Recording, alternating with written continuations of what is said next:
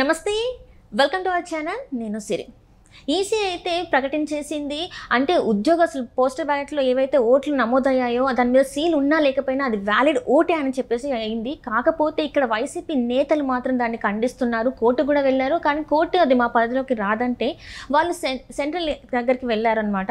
So అక్కడ మరి ఇలాంటి ఫలితాలు రాబోతున్నాయి, వాళ్ళు ఇలాంటి నిర్ణయం తీసుకుపోతున్నారు అనేది మనకి వివరించడానికి మనతో పాటు ఉన్నారు ప్రముఖ రాజకీయ విశ్లేషకులు కేవీవి ప్రసాద్ గారు. నమస్కారం సార్. నమస్తే అమ్మా. సార్, ఇప్పుడు చూస్తుంటే వైసీపీ నేతలు ఏంటంటే ఖండిస్తున్నారు. ఈసీ ఏదైతే ప్రకటించిందో, అంటే అక్కడ సీల్ లేకపోయినా సంతకం లేకపోయినా అది వ్యాలిడ్ ఓటే అవుతుంది, దాన్ని వ్యాలిడ్ కిందనే పరిగణించాలి అని చెప్తే, కానీ నేతలు మాత్రం ఏమంటున్నారు అది అలా కాదు అని చెప్పేసి వాళ్ళు కోర్టుకి వెళ్ళడం, సెంట్రల్కి వెళ్ళడం అయితే జరిగింది. అక్కడ వాళ్ళు విన్నపాన్ని పెట్టుకున్నారు, ఇది చూడండి అని చెప్పేసి. మరి అక్కడ కేంద్రం ఎన్నికల సంఘం ఇలాంటి నిర్ణయం తీసుకోబోతుంది. మరి నిజంగానే ఇక్కడ వీళ్ళకి అనుకూలంగా ఇచ్చే అవకాశం ఉందంటారా, నిర్ణయం ఇచ్చే అవకాశం ఉందంటారా? అసలు వాళ్ళు ఎలాంటి నిర్ణయం తీసుకునే అవకాశం ఉందంటారు? యాక్చువల్గా అమ్మా, ఇక్కడ ఏం జరుగుతుందంటే, ఇప్పుడు వైసీపీ యొక్క సానుభూతి పరులు, వైసీపీ తొత్తులు, జగన్మోహన్ రెడ్డికి అనుకూలంగా ఉన్న ఆయన వర్గం, కొంతమంది ఎవరైతే ఈ రిటర్నింగ్ ఆఫీసర్లు ఉన్నారో వీళ్ళు కావాలనే ఉద్దేశపూర్వకంగా కూడా ఈ ఉద్యోగస్తులు ఆల్రెడీ వీళ్ళని అలొకేషన్ చేశారు కదా. సో డిఫరెంట్ లొకేషన్స్కి ఎలక్షన్ డ్యూటీలు వేసినప్పుడు కూడా మీరు చూసి ఉంటారు, చాలామంది బహిరంగంగా కూడా ఇటు పత్రికాముఖంగా కూడా ప్రింట్ మీడియా, ఎలక్ట్రానిక్ మీడియా కూడా వాళ్ళు మాట్లాడడం కూడా జరిగింది. మీది ఇక్కడ కాదు, మీరు అక్కడికి ఓటు వేయాలి, మీ ఓటు ఇక్కడ లేదు అక్కడ లేదని కూడా, అంటే వాళ్ళు ఏ విధంగా అయినా సరే ఆ ఓటింగ్ సరళికి దూరంగా పెట్టాలని చెప్పి సో రకరకాలుగా వాళ్ళు ఇబ్బంది పెట్టడం జరిగింది. అదేవిధంగా ఒకటి కొంత నిర్లక్ష్య వైఖరి, లేదు కావాలనే ఉద్దేశపూర్వకమైన వైఖరితో కూడా వాళ్ళు కావాలని మీరు చెప్పినట్టుగా ఆ సీల్, ఆ బ్యాలెట్, ఆ ఓటింగ్ బ్యాలెట్ పేపర్ మీద ఆ సీల్ వేయకుండాను సంతకం వేయకుండా కూడా వాళ్ళు దాన్ని అక్కడ తీసుకోవడం జరిగింది. సో ఇప్పుడు దాని గురించి ఇటు టీడీపీ కానీ, ఇటు జనసేన కానీ, బీజేపీ కానీ, ఇటు ఎలక్షన్ కమిషనర్ ఎవరైతే ఉన్నారో సిఓ మీనా గారిని అభ్యర్థించడం జరిగింది. ఈ విధంగా కొంతమంది ఉద్దేశపూర్వకంగాను, కొంత నిర్లక్ష్య వైఖరితోటి, కొంత ఏమరపాటుతో కూడా కొంతమంది ఈ సీల్ వేయడం, సంతకం పెట్టడం కూడా ఈ రిటర్నింగ్ ఆఫీసర్స్ మర్చిపోయి ఉండొచ్చు. కాబట్టి అది నిజంగా వ్యాలిడ్ ఓట్ అవుతే పద్ధతిగా, అది ఏ పార్టీకి వేసినా సరే పద్ధతి ప్రకారం అక్కడ ఓటు జరిగి ఆ బ్యాలెట్ పేపర్ పద్ధతిగా ఉండుంటే దాన్ని పరిగణలోకి తీసుకోమని చెప్పడం జరిగింది. సో దానికి ఈసీ డెఫినెట్గా మీనా గారు కూడా పాజిటివ్గానే స్పందించారు.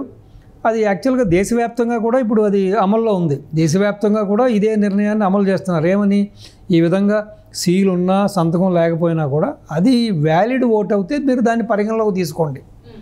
అదేదో నలిగిపోయో, చిరిగిపోయో, లేకపోతే అక్కడ సరిగ్గా ఏ గుర్తు మీద పడకుండా, లేకపోతే ఏదైనా దాని మీద ఏదైనా చేతి రాతలు ఉండి, లేకపోతే వాళ్ళు వేసిన ఓటు ఏదైనా రెండిట్లకి మధ్యన ఉండి ఇటు అటుగా ఉన్నా, ఆ విధంగా అనుమానాస్పదంగా ఏదైనా ఉండి అది ఇన్వాలిడ్గా ఉంటే మాత్రం రిజెక్ట్ చేయండి. కాని పక్షంలో అది కరెక్ట్గా, అది ఏ పార్టీకి పడినా సరే ఆ బ్యాలెట్ కరెక్ట్గా ఉంటే మీరు సంతకం ఉన్నా, సీల్ ఉన్నా లేకపోయినా దాన్ని మీరు పరిగణలోకి తీసుకోమని చెప్పడం జరిగింది. ఒక్కసారిగా ఈ యొక్క వైసీపీ నాయకుల గుండెల్లో రైళ్లు పరిగెడతాం మొదలెట్టింది. ఆల్రెడీ ఎప్పుడైతే పోస్టల్ బ్యాలెట్ కోసం 5 లక్షల మంది వాళ్ళు ఆ విధంగా నమోదు చేసుకున్నారో, సో ఆ తర్వాత ఎలక్షన్ టైంలో కూడా వాళ్ళు దగ్గర 4,39,189 మంది ఓటు వేశారు. అది వన్ సైడ్ జరిగిందన్న సంగతి తెలుసు. వాళ్ళ గవర్నమెంట్ హయాంలో ఏ విధంగా ఈ ఉద్యోగస్తుల్ని నానా యాగి చేసి, ఏ విధంగా వాళ్ళకి ఇంక్రిమెంట్స్ ఇవ్వకుండా, వాళ్ళకి సరిగ్గా టైంకి శాలరీస్ ఇవ్వకుండా వాళ్ళని ఏ విధంగా ఇబ్బంది పెట్టారు అన్నీ కూడా. కాబట్టి పూర్తిగా ప్రభుత్వ ఉద్యోగులందరూ వాళ్ళ గవర్నమెంట్కి వ్యతిరేకంగా ఉన్నారన్న సంగతి వాళ్ళకి తెలుసు. సో కాబట్టి ఇంత ఓటింగ్ జరగడంతో ఇప్పుడు ఒక్కసారిగా వాళ్ళలో భయం మొదలైంది. ఎందుకంటే లాస్ట్ ఎలక్షన్ తీసుకుంటే అమ్మ, టీడీపీకిని ఇటు వైసీపీకి కేవలం 6 లక్షల ఓట్లు మాత్రమే డిఫరెన్స్. సో డెఫినెట్గా ఇంతమంది వన్ సైడ్ వేస్తే ఏమవుతుంది, డెఫినెట్గా కూటమి విన్ అవుతుంది.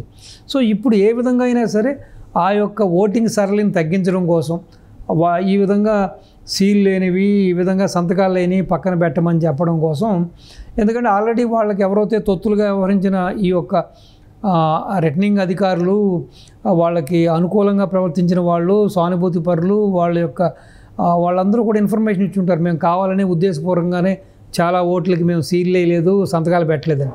సో దాన్ని పట్టుకుని ఇప్పుడు వాళ్ళు హైకోర్టుకి వెళ్ళడం జరిగింది, ప్లస్ ఈసీకి కూడా వెళ్ళడం జరిగింది. వెళ్ళి ఇప్పుడు ఏ విధంగా అయినా సరే ఈ ఓట్లని మీరు పరిగణలోకి తీసుకోవద్దు సో అని చెప్పడం జరుగుతుంది. సో డెఫినెట్గా ఎందుకంటే ఇప్పుడు ఒక రాష్ట్రానికి ఒక రూల్ అంటూ ఉండదు కదా. ఇప్పుడు దేశవ్యాప్తంగా దీన్ని అమలు చేస్తున్నప్పుడు అన్ని రాష్ట్రాల్లోనూ ఇది చెల్లుతుందని చెప్తున్నప్పుడు ఈసీ ఒక ఆంధ్ర రాష్ట్రానికి ఏమీ ప్రత్యేకమైన చట్టమో రూలో ఉండదు కదా ఈసీకి.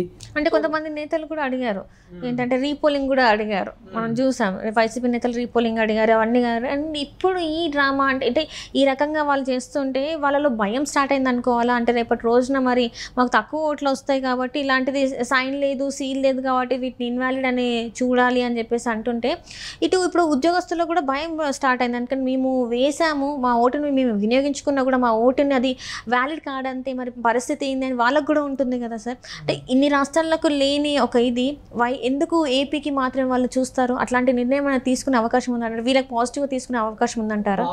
డెఫినెట్గా ఇది వైసీపీకి అనుకూలంగా నిర్ణయం తీసుకోరమ్మా. ఎందుకంటే ఇప్పుడు దేశవ్యాప్తంగా ఇది అమలు అవుతున్నప్పుడు మిగతా రాష్ట్రాల్లో ఇది అప్లికేబుల్ అవుతుంది. హైకోర్టు అయితే డెఫినెట్గా చెప్పేస్తుంది it is none of our business, దీనికి మాకు సంబంధం లేదు, ఇది కంప్లీట్గా ఈసీకి సంబంధించిన విషయం, మీరు ఏదన్నా సరే ఈసీకి మొరపెట్టుకోండి, ఈసీతో మాట్లాడుకోండి అని చెప్తారు.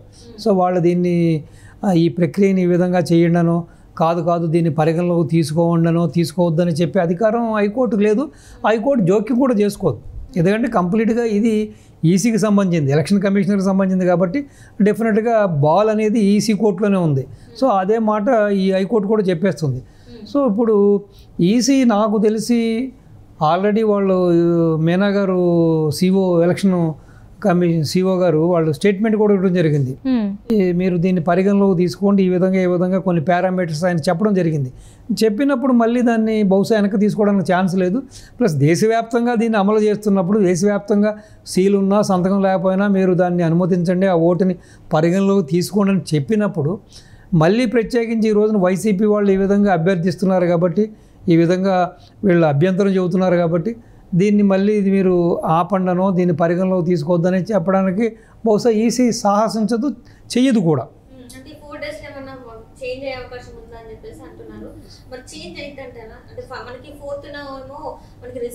అవును, మరి ఈ లోపు ఏమన్నా అయ్యే ఛాన్సెస్ ఉన్నాయా? డెఫినెట్గా నాకు తెలిసి ఉండదమ్మా.